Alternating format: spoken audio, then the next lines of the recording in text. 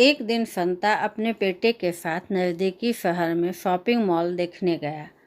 यूं तो वहाँ की हर चीज़ देखकर वह चकित थे, परंतु एक जगह खुलने और बंद होने वाली दीवार यानी कि लिफ्ट देखकर वह विशेष रूप से प्रभावित हुए। उन्होंने ऐसी दीवार पहले कभी नहीं देखी थी। जब संता और उसका बेटा आंखें फाड़ फाड़ कर उस दीवार को देख रहे थे, उसी समय एक बूढ़ी औरत उस दीवार के पास पहुंची और वहां पर लगा एक बटन दबाया। बटन दबाते ही दीवार खुल गई और बूढ़ी औरत उसके अंदर चली गई। दीवार फिर बंद हो गई। थोड़ी देर बाद दीवार अपने आप खुली और उसमें से एक 25 साल की खूबसूरत लड़की बाहर निकली। संता यह सब देखकर लगभग चिल्लाते हुए बेटे को बोला, बेटा जल्दी घर जा और अपनी मम्मी को लेकर आ। अभी मजा आएगा ना भिड़ो। ऐसी कौन सी चीज़ है जिसे हम देख तो सकते हैं पर छू नहीं सकते। कोई 23 साल पहले अनिल कपूर, श्रीदेवी और उर्मिला मातोंडकर की फिल्म आई थी जुदाई। इसमें उर्मिला श्रीदेवी को 2 करोड़ रुपए ऑफर करती है, जिसे श्रीदेवी स्वीकार कर अनिल की दूसरी शादी उर्मिला से करने को तैयार हो जाती है। आज अखबार में भोपाल की एक खबर छपी है, जिसमें एक 52 वर्षीय महिला का दिल अपने सहकर्मी 42 वर्षीय पुरुष पर आ गया। उसने एक 90 लाख के डुप्लेक्स मकान, 80 लाख की एफडी और एक प्लॉट, जिनकी कीमत 2.25 करोड़ है, के बदले में पहली पत्नी से उसके पति को खरीद लिया। इस घटना से यह प्रमाणित होता है कि 23 साल से विवाहित पुरुषों की कीमत में कोई खास वृद्धि नहीं हुई है। तब अनिल कपूर 2 करोड़ में बिके थे। 2025 में भोपाल वाले भाई साहब 2.25 करोड़ में बिके। इस खबर को पढ़कर कुछ पुरुषों का कहना है कि पैसों की कोई बात नहीं है, पहले कोई ऑफर तो आए।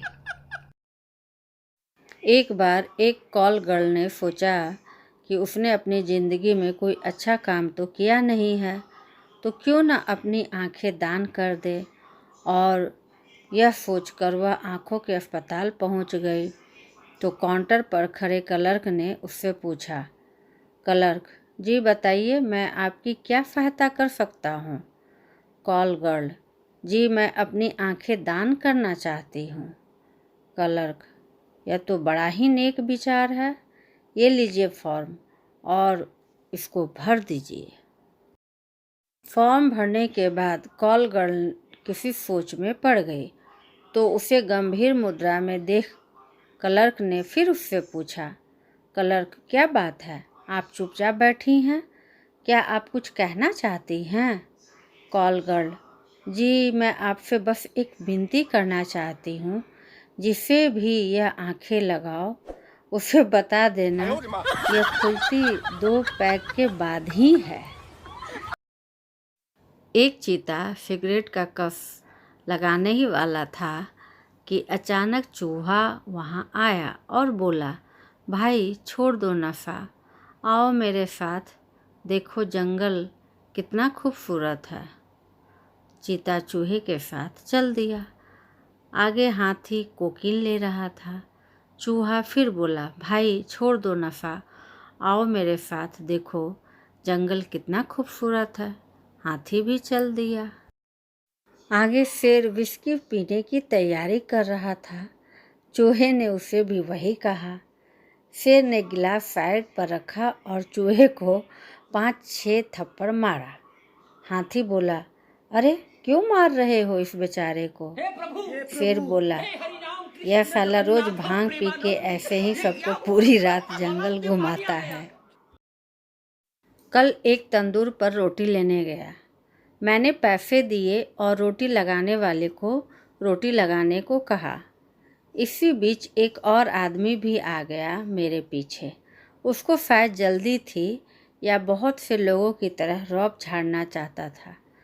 तंदूर वाले से उसने 2-3 बार जल्दी रोटी लगाने को कहा। तंदूर वाले ने उसकी बात सुनी अनसुनी कर दी वह व्यक्ति जो रौब झाड़ रहा था। फिर उसने और गुस्से से रोटी लगाने को कहा,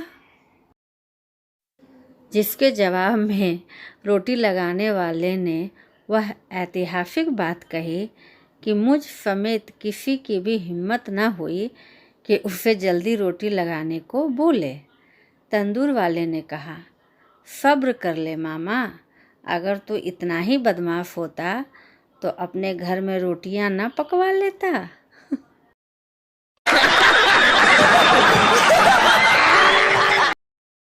एक पंचायत ऑफिस के बाहर लिखा था कि अंगूठा लगाने के बाद अंगूठे पर लगी स्याही को दीवार पर न पोंछे। तभी एक आदमी आया और स्याही दीवार पर पोंछ दी। चौकीदार, दिखाई नहीं दे रहा है क्या? जब यहाँ लिखा है कि अंगूठे की स्याही दीवार पर न पोंछे। आदमी, अरे पागलों, ऊपर लिखी सूचना पढ़ने आती तो अंगूठा लगाते क्या?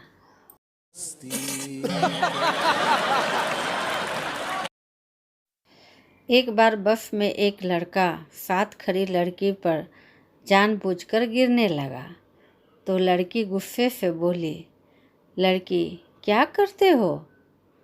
लड़का, जी सरकारी नौकरी करता हूँ। लड़की, लड़कियाँ छेड़ना क्या सरकारी नौकरी है? लड़का, नहीं, यह तो मैं ओवर टाइम कर रहा हूँ।